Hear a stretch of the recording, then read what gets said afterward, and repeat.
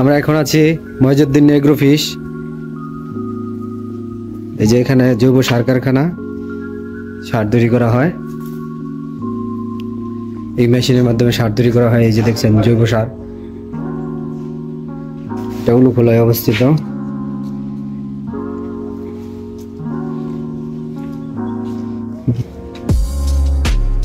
জৈব সার তৈরি করার জন্য গরুর গোবর একত্র করা হয়েছে।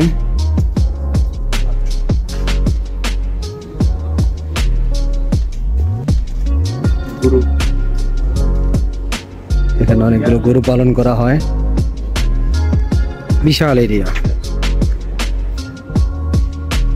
এখান থেকে গরুর গোবর দিয়ে জৈব সার তৈরি করা হয়। এই যে দেখুন,